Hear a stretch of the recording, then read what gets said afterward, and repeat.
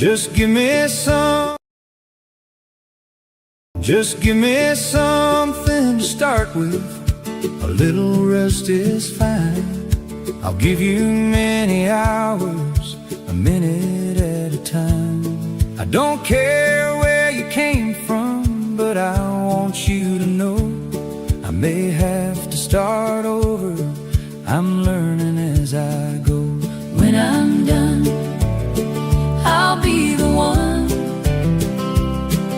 to take you down the road.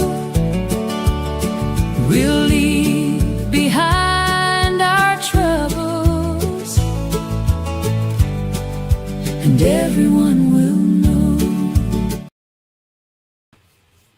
Hello. Welcome back to Joe Daddy's Garage. It is Monday, July 13th, 2026. And my voice is a little bit rough today. I've been out running around, talking to some people.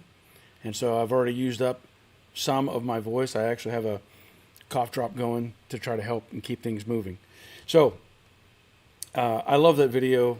I've told you before, I love that song. And I made that little intro showing the Cobra Jet and the process of putting it together and delivering it down to Florida. And so I'm looking forward to getting updates on that car as it progresses. I've been in contact with the guy that's working on it, and there will be some changes probably made on the vehicle. I'm not going to go into that right now, but there's probably going to be some things that will be changed from the original kind of idea that we had. But that's okay. As long as it's getting put together and it'll be drivable, I'm happy with that. So you probably saw in the last, you saw the last video I did where I did the low car shifter, put that in the 68 fastback. And I'm very happy with how that turned out. I probably talked about it, I think I talked about it last week. I'm not even sure. But I'm happy with how that turned out. I had to get that longer cable and get it to go inside the tranny tunnel, and then of course connect it to the transmission. I'm happy with it. I think it's fantastic. I think it's going to work out perfectly. Now, the other part of that is the headers, and I did a little short video on the header situation, and I have received shipping notification that the headers from TCI are on their way. And as I said in that little short video, Sal has told me I'm getting the very first set of headers, and he has 20 more sets in production.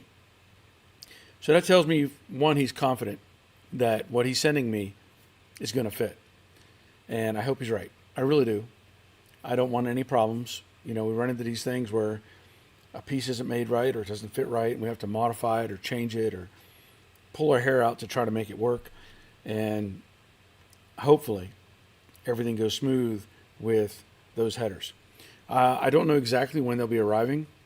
Like I said, I got a notification. The owner of the car has received an email notification of the shipping, but I do expect it probably in the next, this week. I would hopefully assume. So once I get those, I will test fit them, verify they fit, and I'll show everybody what TCI has done to try to improve upon their product. So I'm really happy that they're doing that. You know, I've run into problems before with the Mustang's the Fear roll bar, and I highlighted that. I pointed out the problems, and they went back and checked their tooling and remade those bars because they weren't right. And so, you know, sometimes I'm okay being a squeaky wheel, so to speak. And as long as I have a platform that they're paying attention to, you know, I don't have 1 million subscribers by any means. It's like 74,000, and I still have an influence on what happens with these parts. So I think that my input, my way of pointing out the flaws, if that helps us get better products, then I'm all for it. And I'll be the bad guy if I have to be. I don't care. It doesn't bother me at all. Because I don't have any, right now, as it's always been, I don't really have any affiliation with any company. I did talk with, one time I talked to Dynacorn about becoming a distributor for them, and that was complicated. I never did pursue it any further, but I don't have any affiliation specifically with any company out there. I do have associate links for tools and products and stuff that I try to promote on here, but unless they're sending me a check every week or I'm getting some sort of big feedback, I'm not going to just sit here and say, hey, buy this right now and things will be better in your life. So anyway, I'm going to talk more about what I did today. And we're going to see how things are going to go, obviously, with those headers. So we're going to check to see who's in tonight. First one in is Dave Tyson. Good evening, all. Very hot in Minnesota. And I hate it for you. I know that there's a heat dome, as they're calling it, or whatever, up that way. Obviously, none of us want to have to be, live through those experiences. But in the South right now, today, it's 78 degrees here, and the high was 81. And it looks like we're going to be 70s to high 80s this whole week. But it also, hopefully, is showing rain for the whole week. So anytime we get some rain, it helps. But glad you're here, Dave. Hope all is well. Terry Keithley. Good evening, everyone in Barry. Please hit a thumbs up and like button for Barry. Thank you kindly, Terry and Betty and the cats. Thank you, Terry. Hope you're doing well. Jerry's Garage, the Money Pit. Good evening to all from Middle Tennessee. Thumbs up. Thumbs up. Thank you, Jerry. I hope you're doing well. I know you've had some health concerns along the way. I know we haven't discussed that in a while, but I hope you're much better than you were in the recent past, let's say. Rick Gain, hope all are doing well. Things need to improve really soon. Click the thumbs up button. Yes. Needs to improve in a lot of ways. In our own personal lives and as a society, things need to improve around the whole country. Robert, evening all. A super rare cold front in misery season last night. It actually rained a half inch and it cooled down to a freezing 90 degrees and not above 100 till Monday next week. Yeah, that's a cold snap for you, I know. Glad you're here. Richard Vogel, good evening, Barry. I hope you're doing well. Thank you, Richard. I feel like I'm doing pretty good. I really do. Other than my normal voice issues that I run into. I guess I don't have I don't know, we talk about a limit on words. I may have a limit on actually speaking time. And so it affects me pretty quick. I end up with a raspy voice really, really quick. But I'm glad you're here. Roger, Hindsight 6'7", greetings from next door. I'm finally back in town. Glad you're here, Raj. And I forgot to ask you, I know we typically when Roger goes out of town or I go out of town, we help each other out with our mail. I'm assuming there wasn't any mail while we were out of town and you were here, but I haven't checked with you, so we'll check in on that later. But I'm glad you're here. Dave Conville, good evening all. Evening, Dave. Glad you're here. Hope things are well up in there in New Jersey. David, the bowler hat guy. Good evening, Barry. Good evening, David. Welcome. Nandu, good evening, Barry and everyone. Hope you're doing well and staying cool. The heat is crazy. It is crazy. And thankfully, the old mini split that I have in here that I put in, I don't know how, 7 years ago? I don't even remember now. Chugs away. Does a great job cooling down, so I can't recommend those enough. Jerry is checking in. Howdy, Barry. Howdy, y'all. Have a good car chat. Well, thank you, Jerry.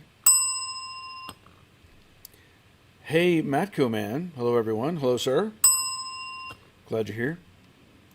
Rick says Sal should have waited for confirmation from you that they work before manufacturing more. I had thought the same thing. I really did. I anticipated that he was going to make a set, send them to me, and then I would test fit them, and if I needed to, send them back. But he's confident, and I appreciate his confidence. I do. So I'm like I said, I'm really hoping that there are no conflicts when I slip these headers up in place and make them work. Kevin Barth, Gig'em Garage, good evening, Barry. Kevin here. Hit thumbs up and have a good evening. Thank you, Kevin. Travis, evening all. I hope all your dreams come true. Thank you, Travis. One of my top patrons. I do appreciate him so much, as I appreciate all of my patrons. Hope all of your dreams come true. Yeah, that's a good thing. You can say it to anybody at any time. Terry Keithley, which way is more beneficial when TIG welding? Finger control on the torch head or pedal control? That's a great question. I have never tried finger or thumb control. I have never tried that with a TIG. I think, I could be wrong, I think one of the welders I have may have that. I think. I'm not sure. I haven't tried the finger control. I guess it depends on your experience and the setup of the machine. So like Terry's, Travis is saying, sorry, pedal gives you variable amps, and maybe the finger control does too, but I don't know. I've not dealt with that. You would think it's the same thing. It's like a switch, a rotating. How do I want to call it? There's a word I'm losing out of my head. But when you press on the pedal, it rotates basically like a motor and gives it more or less input. I would assume the thumb wheel is or the finger wheel, I'm not sure how it works, is the same thing. But again, I haven't tried one of those. That does sound interesting, though. It does. But I don't have a comparison. Terry says, hi, Robert. Really enjoyed your video. Regards to the Queen. Pat Haddock, good evening from Pennsylvania. Welcome, Pat. Glad you're here. Robert says, thanks. And the Queen says, hi. She even helped out with a mini split install today. Yep. Always good to have help with those. Let's see. Autodynamic. Hey, Barry. Hello, Autodynamic. And let's see here. She says, I still have to work on my welding skills, even though I took a welding course. Just like playing guitar, you have to do it to get better. Very, very true. Yes. Very true. That's pretty much with anything. You know, the more you do it, the better off you are. Travis, potentiometer finger is on off. Set amps on machine. Pedal gives 1 amps to your max. Okay, so there you go. Potentiometer, that works. Like I said, I haven't tried one, so I don't even know how that works with the finger thing. My mind immediately felt like it was a roller wheel, like you could hold it and just move it back and forth a little bit and vary the amps. But I'm learning as I go with those because I've never done it. Robert says there's a pressure switch you can put on your torch that works like the pedal, but it reacts on pressure, not movement. Either way, I have no coordination, so it'll be bad either way for me. Okay. Dave Tyson says, foot control is best. My finger control on mine is on or off. Okay. That's something I may need to look into that a little more. I know I had, Yes Welder, they sent me accessories for some of these welders, but I don't know. I haven't tried it. Jerry says, hi, Terry. A little over 6 more weeks until Buckeye football. Oh, yeah. Football again. Okay. So real quick here, I was asked to help my neighbor today. He bought a truck, and it was in Columbus, Georgia, which is about an hour and a half south of us. So my neighbor asked me, he said, hey, could you give me a ride? I'm going to buy this truck. And I thought, okay, I'll do that. Well, then I remembered that I did a video 9 years ago with Mike. I did a road show, It was my first attempt to do a roadshow video. And I've done that in the past. I probably have, I don't know, I have a variation. I have roadshow videos, and then I have viewers projects. So in the past, I've had people send me videos of their viewers project. I would watch that video, I would edit that video, and then I would upload it and promote it, for them and for me as a viewers project. The roadshow one was different. That's kind of where I would go to somebody's house or their shop and look at their project and talk about it. So I did one with Mike. It was the very first roadshow video, and it was fun to do. And that was September 9 years ago. So by chance, when I was going to travel with my neighbor, I contacted Mike and I said, "Hey, how close are you to this address?" Because I couldn't remember. And he was like, "That's not even 5 miles away from where he lives." And I'm like, "Well, if you're available, I'm going to come by and take a look at your project again." He was like, "Come on down." So I drove down, dropped off my neighbor, made sure all that was taken care of with his truck. And let me tell you, I was amazed. My neighbor, he's a meticulous person. His wife, I guess he was looking for a truck. His wife found one for sale. And it's a 2014 Toyota, I guess, Tacoma, like pre-runner or whatever they're labeled. And so I show up with him and we look at this truck, and he's already made the deal on it. And I get out of my little car, my little Honda that's all beat up, and I see this truck and I'm like, this thing looks like new. It's a 12-year-old truck. And I'm saying it looks like new. It looks like new. And so as he's finishing up the deal, I'm going in the truck. I'm opening doors. It smells like a new truck. I open the hood. It is spotless. Everywhere I looked, it was spotless. And I'm like, this is amazing. Well, we finish up and we're leaving, and I stop to put in my GPS to go to Mike's, and he's putting his GPS to go home. And I said, "This truck is super nice."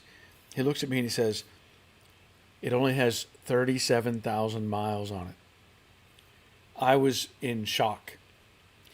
Picture this. Now, in the Atlanta or Atlanta suburbs, anywhere, you could put that much mileage on in a year, maybe two. 37,000 miles documented. This thing was basically a brand new truck. And he made the deal on it and drove it home. It still had the original tires on it. I couldn't believe it. I just couldn't believe it. So from there, I go over to Mike's place and we look at his car once again, look at what he's done in progress. And car's not done, but it's just the way life is. He's got a full-time job. He has responsibilities, other stuff. This is a side project. It's not done. But it does have the engine in it, transmission in it, rear end. He can drive it. You can drive the car. Well, he wanted to have me hear this car. And it has headers on it with pipes about that long that are turned out underneath the car. So really no exhaust. Well, we had joked around about going for a ride in it. And he said, we could do that. I said, well, we'll see, So he goes and he starts the car up. And it's nasty. It's got I think he said a 408 stroked 351 Windsor. This thing sounds wicked nasty. And he's messing with it, and I'm getting ready to make a video on the car. So I'm listening, and this thing's loud, and I'm like, wow, that's just sounds incredible. So it's got a high idle, and he burps the throttle cable, and I started seeing what looked like smoke coming out from under the hood. And we both kind of freaked out. He quickly shuts the car off. Come to find out, the transmission line blew off and it sprayed tranny fluid all over the place. Probably dumped 5 quarts or more. It probably emptied the tranny. Dumped it on the floor. It sprayed. It got under the hood, on the fender. It was all over the place. So we spent some time. He did most of the work. I helped, but it was his. I kind of just helped wipe stuff down and clean stuff back up. And I showed it. I did make a video. Now I couldn't make a video running because we're not going to fire it back up. And he had used Teflon tranny lines with an AN fitting. So it's got a braided sleeve on the outside, and when it blew apart, it actually blew the braided material out, like it separated. And there was no way we were going to be able to fix that and get it back together, in order to shoot a video. So the car, I mean, it looks good. He's done a lot of work to it, done all the metal work to it, and he did actually send me a video from his phone of it driving, driving, coming down his driveway.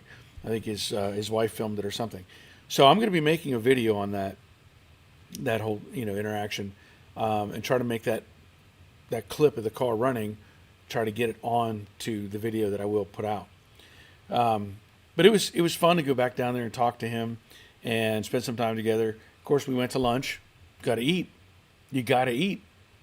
And the funny thing is, he takes me to this restaurant, and I forget what the name of it was. And he says, "Let's go in here and we'll get some, some home style food." And I walked in. I said, "I think this is where we came 9 years ago." I think it was the exact same place, and I think we sat at the exact same table. And it was still good food. It was still good food. So it was fun. It was great to see him and his car. And like I said, I'm going to have a video.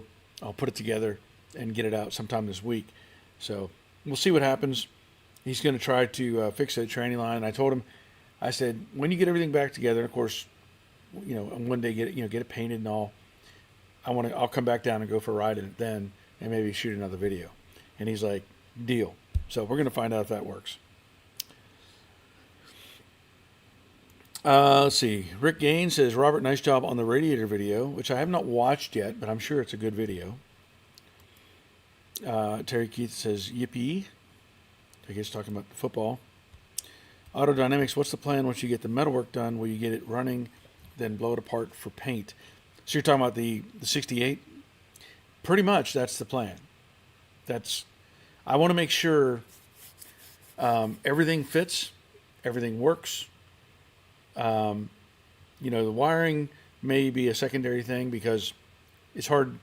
You can't really, you can put wiring all in and make sure the lights work, but that really doesn't change anything. And I may or may not do that, till the car is done. Now, ideally, in perfect conditions, I'd want to make sure that it cranks and runs and moves and all that sort of thing. And I may take it to that point. I don't know yet. But I really need to make sure, verify, obviously all the mechanical stuff fits. I don't want to run brake lines yet until I get the bottom of the car in primer and, get all that taken care of. Brake lines aren't complicated. But I really want to make sure everything is going to work and interact the way that it should. And then take things apart, prep it for paint, and put it back together. That's what my mind is saying to do. So we'll see how it goes. I really want to make sure, like I said, the headers, that has been a holdup for multiple reasons. One, the way it interacts with the transmission. Two, the way it interacts with the steering. And three, the way it interacted with the engine mounts that were built for this car. And so whenever that's why I've been kind of just delayed. I I'm in my mind, I'm like, I want to get all this stuff taken care of before I move on and try to get other things taken care of. So just the way my mind works. But yeah, that's the general plan, is to do what you're saying there.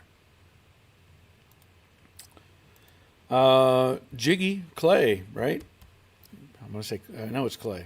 Good evening, all. Briefly checking in from Stockbridge. Got to jump off early for a class, but just want to say howdy. Glad you checked in, Jiggy. David, I bought a new truck in 2020. By 2024, it had over 120, I'm guessing 120,000 miles on it. Yep. I was, like I said, 37,000 miles on a 12-year-old truck is kind of unimaginable, to be honest. Rick, I had transmission line problems going to the transmission cooler years ago. Same type of leak caused a mess. I know the feeling. Yeah. He says, realized I didn't need the tranny cooler, so I just took it off. The normal radiator cooler is enough for my use. Okay. He says, Rick says, I think I missed it. What type of truck and year was it that you went to pick up? It was a 2014 Toyota, I guess Tacoma. So it said pre-runner on the tailgate, and it was the smaller one. So I guess they have the Tundra. I'm assuming that Tacoma was the name. I don't think I have any other name for those trucks. So Tundra is a big truck, and a Tacoma. So it was the mid-size truck.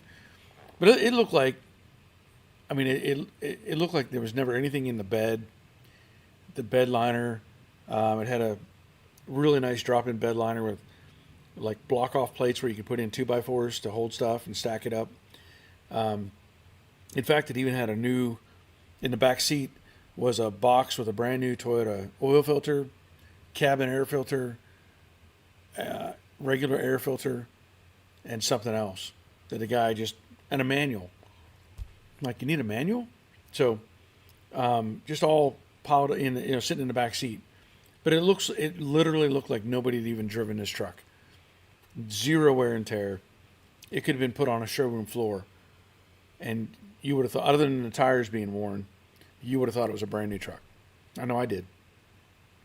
So that was pretty incredible. What else was there? Headers. Yeah, I talked about Mike's car. So I'm just kind of curious. I know in my comments, it looks like I titled it wrong. It's supposed to say, what are you working on? And I guess I missed a W. Now that I look at it, it says, what are you working on? Let me see if I can fix that. That was not the intent. Where's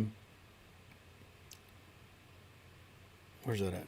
So at this point, I talked about also the 302 or the 289 that's sitting back there, and I had mentioned about getting the machining done. There you go. I fixed it. And I have not pursued that just yet. I know that I know that it's going to need probably board 20 thousandths over, but I haven't finished that up yet. I've set the heads back on, really just to get stuff out of the way.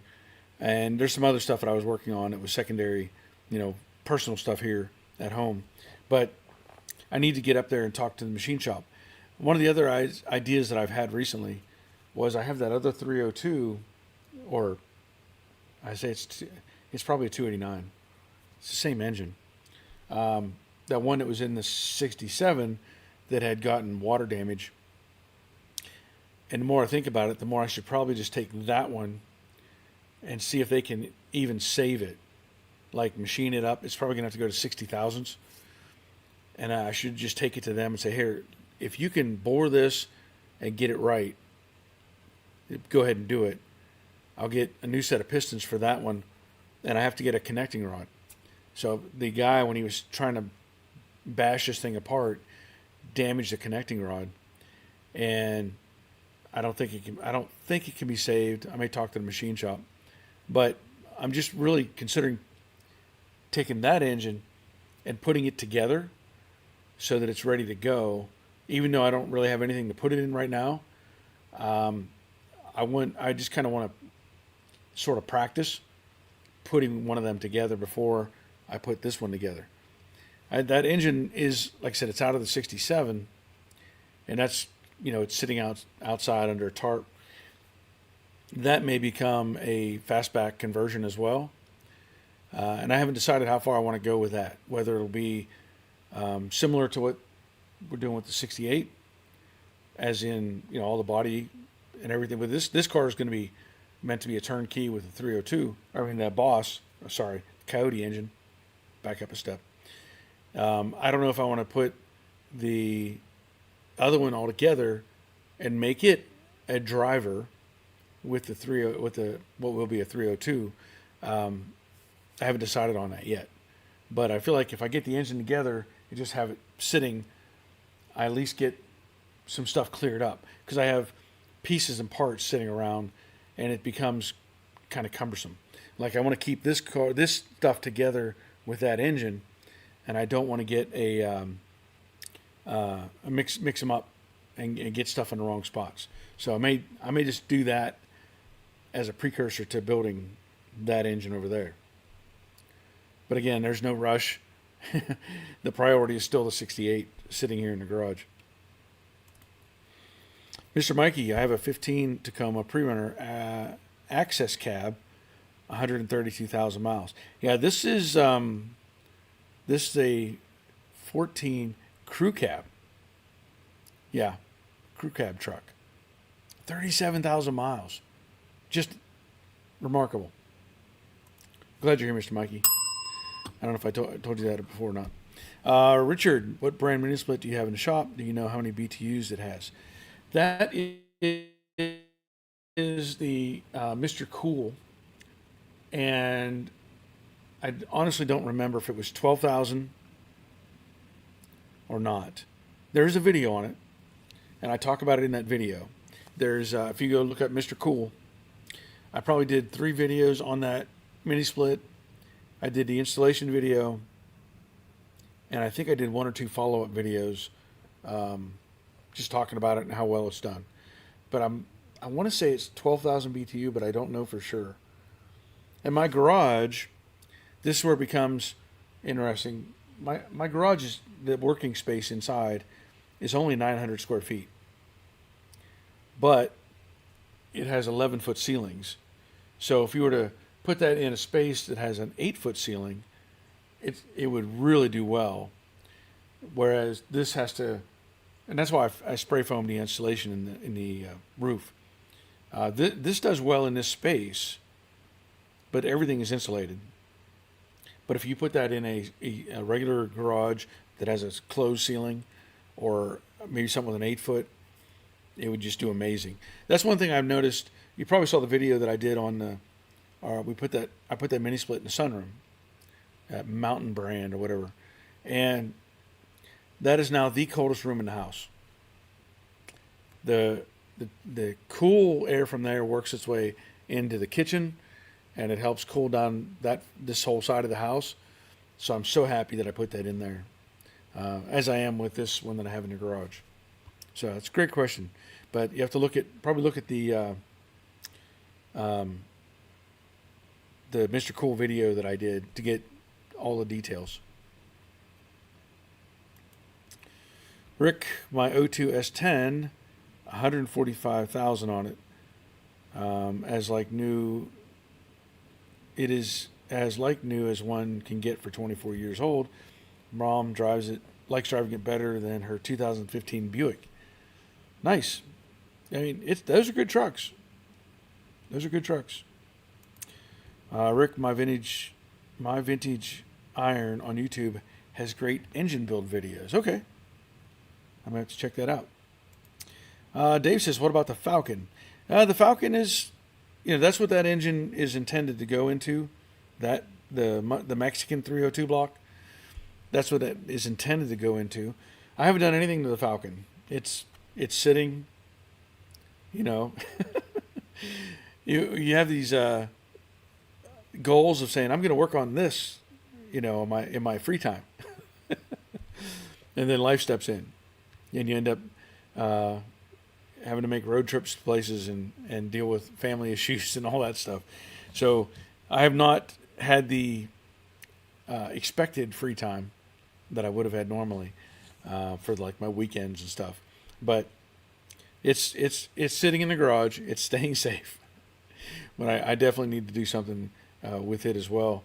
I do have the transmission out of Jade that'll end up in that car, I think.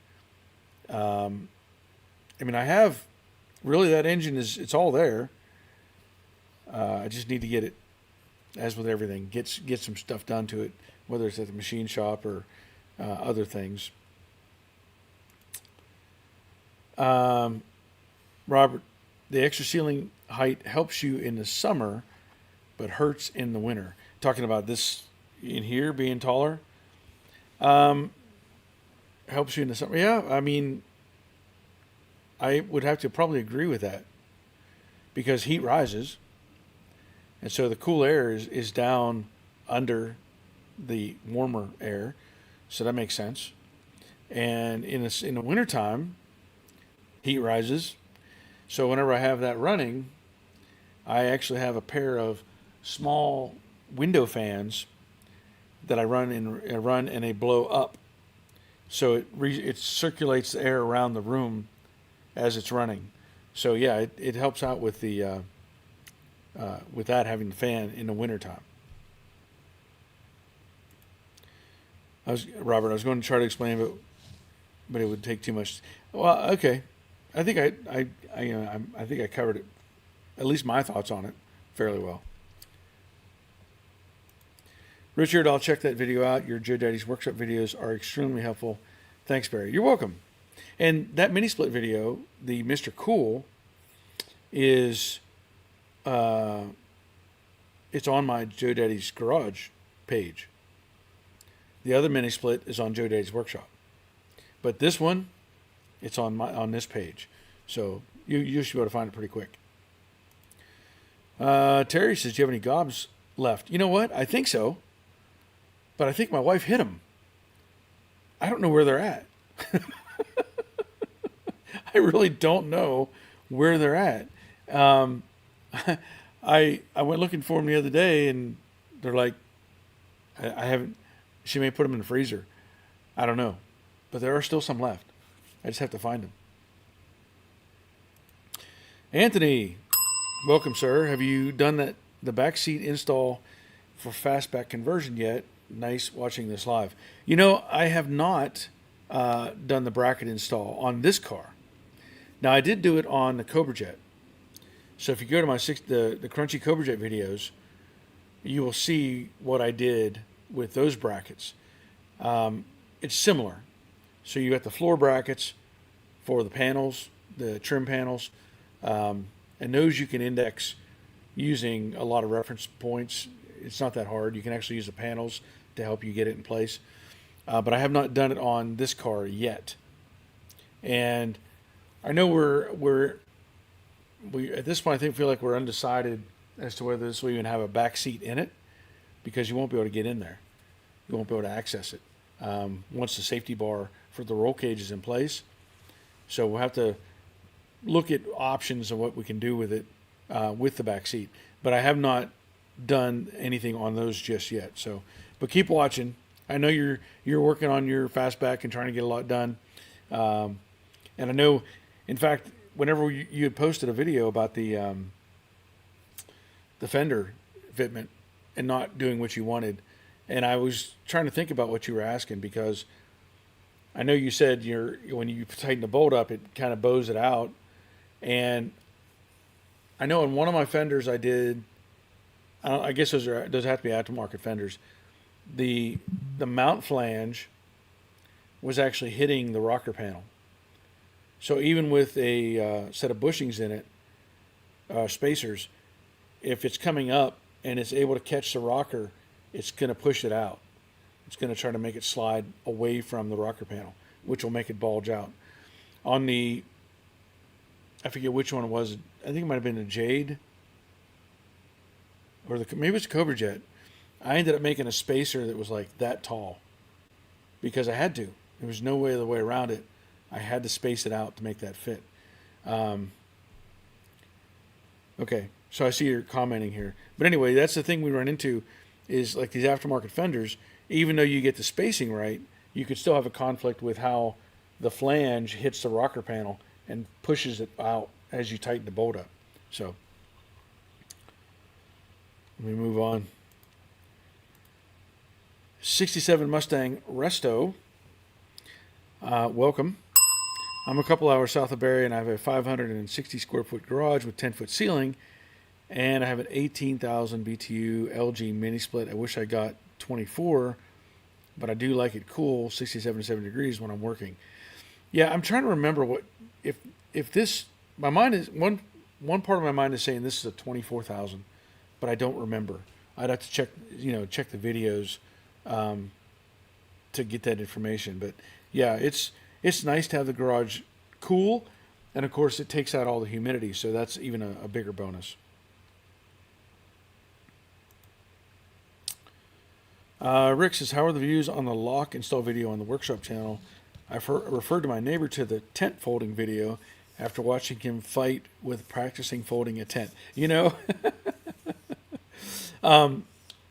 the views on that have been pretty high. Like, I don't know what the exact number count is, but that door lock video, which is a door install, like on my garage, I did the door lock. That's probably the most popular video on the channel, and I don't remember if it shows me or not. The other one's been really popular is how to fix the leaking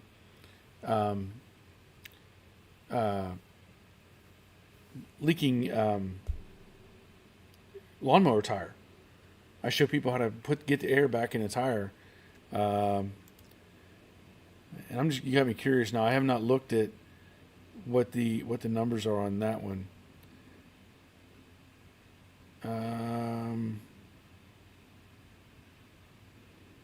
Let me see if I can pull that up.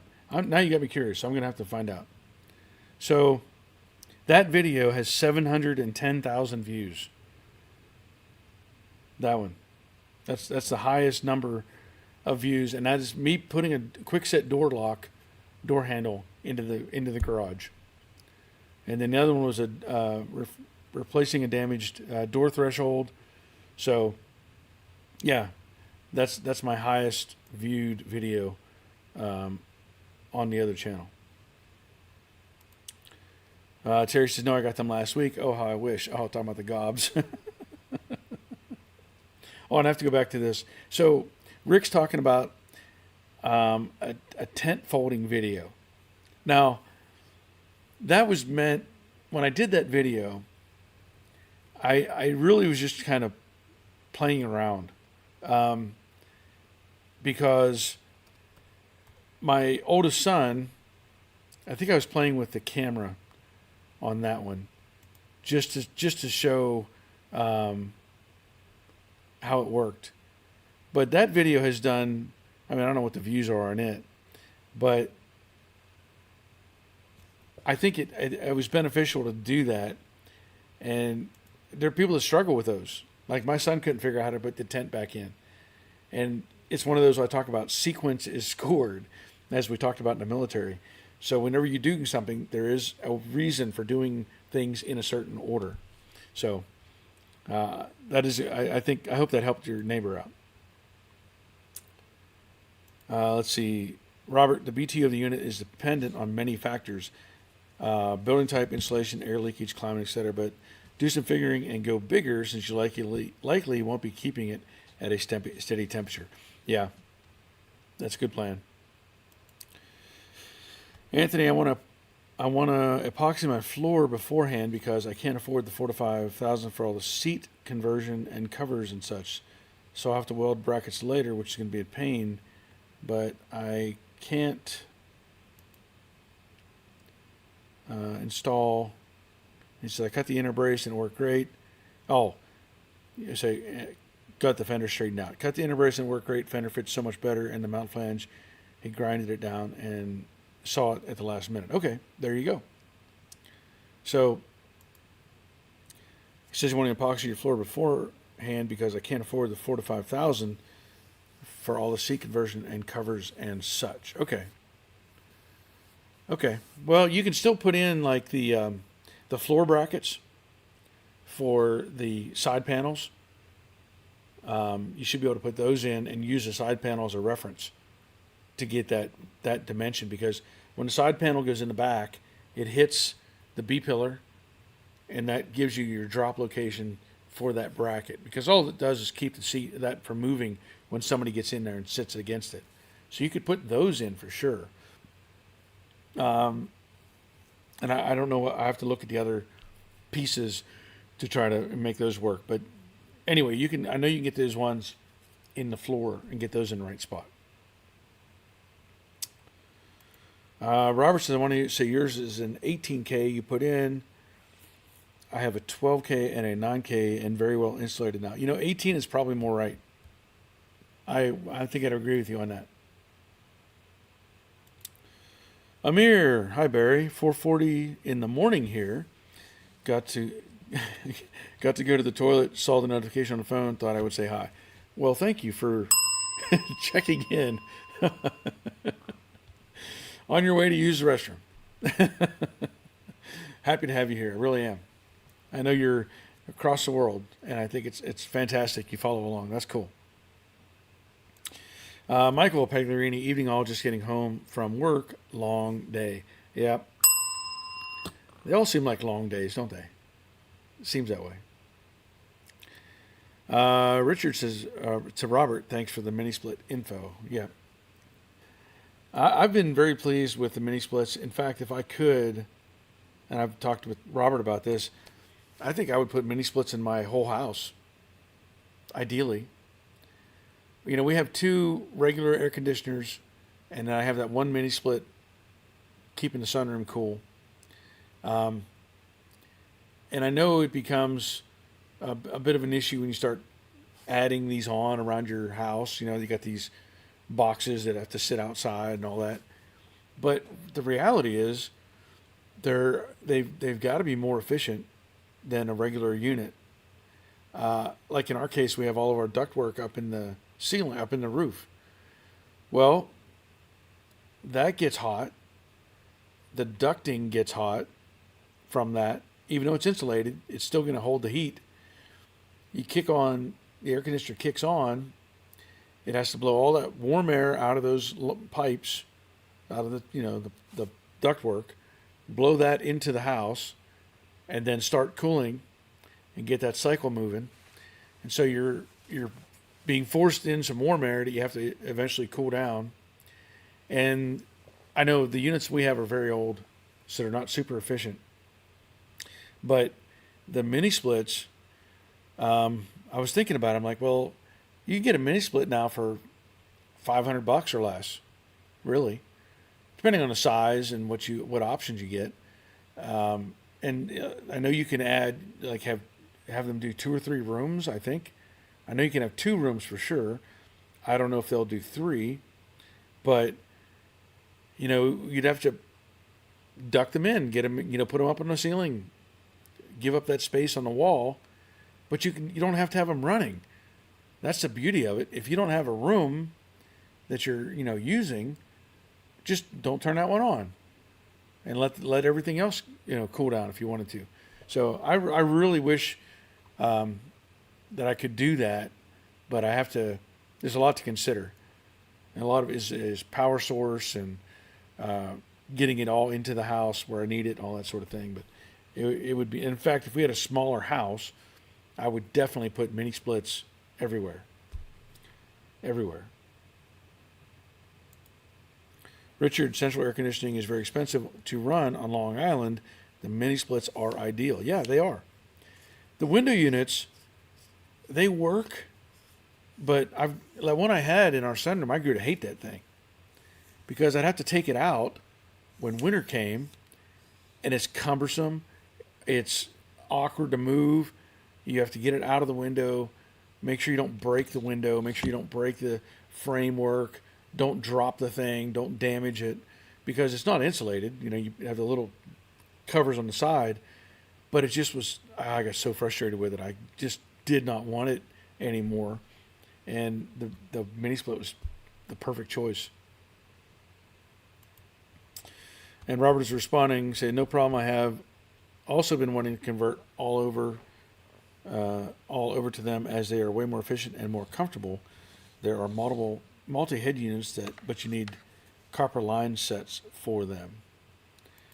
And then often a 3-head system is the same cost as 3 single systems. I wouldn't be surprised, but it makes sense. It really does when you think about it. You know, if you're using one for to do multiple spaces, it adds up to have those inner head units. And Robert says my mini split 9K mini split pulls 500 watts at full loads. Full load, that's not much for what it does. You know, I never did measure. I don't even know how you would measure that, to be honest. I guess it's in the data sheet or something.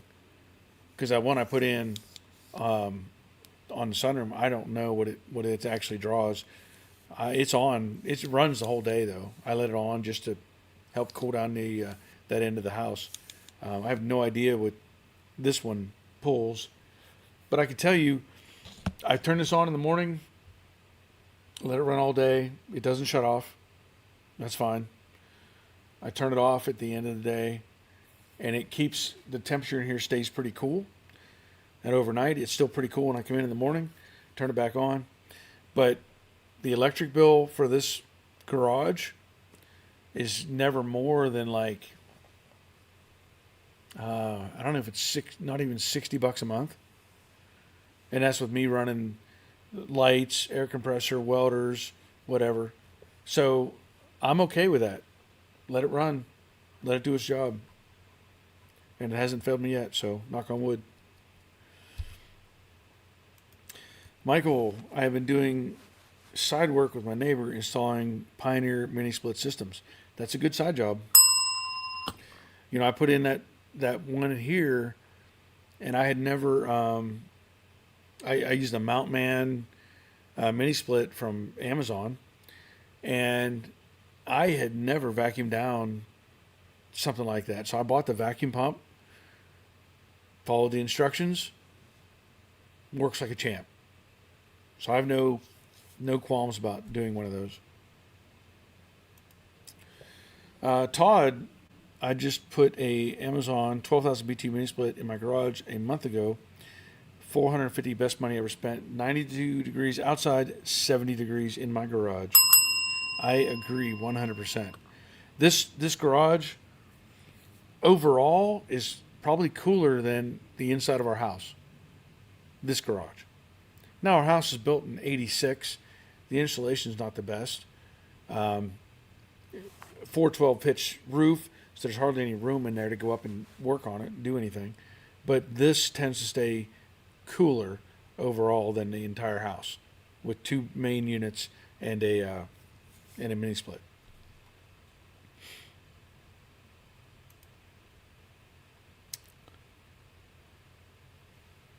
Robert, I also have a mini split supplier at a shopping mall here with a great selection. That's cool. 67 Mustang. I run my mini split 24/7 in the garage to keep humidity low, and my power bill is only about $20 more per month. I'm not chasing rust in the car, which saves time and money long term. Valid point. I like that. And Robert, it took a little prodding to get you to buy that system and the vacuum pump, but you save a lot in the long run. I agree 100%. I'm very happy that I bought that thing. And again, I don't know if it'll be how long our main units are going to run, but I may start weighing out the process and say, okay, if I need to get, because like that unit I'm running right there is a 110. So I could run a mini split anywhere that I have a 110 outlet, basically, in the rest of the house. Now, if I do go to a bigger unit, with a 2 or 3 head, it's probably 220, so I might have a problem with that. But I would love to just eliminate the units that I have, pull out all the ductwork out of the ceiling, out of the roof. I would love to have all that gone, and just have these mini splits doing the light work as I see it. Oh, and I did get clarification. The Fangle Fastback is not going to have a back seat, so that's good to know. I suspected that as well, because I couldn't see how it was going to work, even having the roll bar in the way. So no back seat, and that's fine. We'll come up with a way to clean that up, make it look nice. I did see.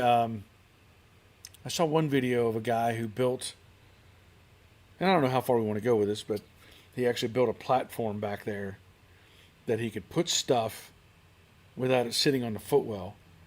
He built like a shelf unit type of thing, and I thought it was a good idea because it was, and you could do that and even put in, like, if you wanted to, speakers. You could raise up, have the floor between the side panels.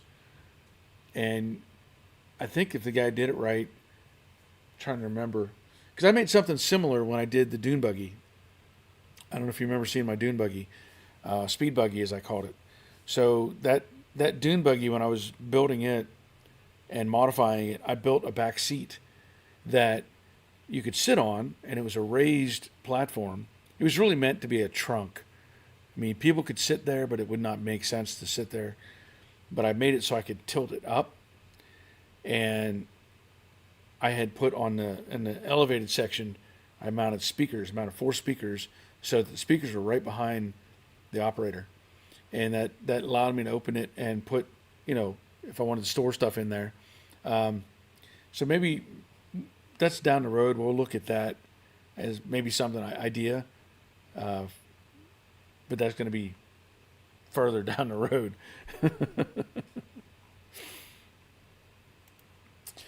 Richard, we need a Joe Daddy's home improvement and coffee show someday. Yeah. For a moment there, I do have it set up on this account, this StreamYard. I can do a live stream from my Joe Daddy's Workshop channel. I don't know that I'd have that many people on there, even though there's a, I do have, where's it at? I think I have 11,000 subscribers on that channel. So, and again, if you haven't seen that channel, that's all about working on your home, working on, everything from lawnmowers to working on the RV, a variety of things that I put on there that are not car related. Michael, I know with the Pioneer systems under 12K or 120 volt, not sure if that goes for other brands. Yeah, that makes sense. That makes sense. So it'll be something to look at later on if we get to that point. Okay. Currently, we're at 1 hour, and so that's going to be the end of tonight's show. As I said, I'm expecting those headers to show up any day now, and I'm looking forward to making a video on that and proving that they're going to fit like they predict that they will. Like Sal had said, he's got 20 more sets in production, and I'm sure he's going to want to see my video and know that I tested them. If they fit, I'm going to endorse them 100%. As you know, I've talked about it before. I don't tell you something that I don't believe in. If they fit, then you'll be the first to know. So as it is, I think that's going to be it for tonight. I do have some other things in the works, but we'll talk about those another time, maybe. I do have some other ideas going on in my head. But that'll be it for tonight's show. So until next time, take care of yourselves. See ya. Just give me something to start with. A little rest is fine.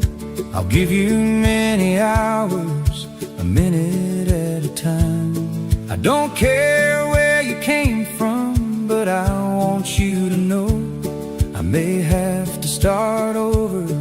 I'm learning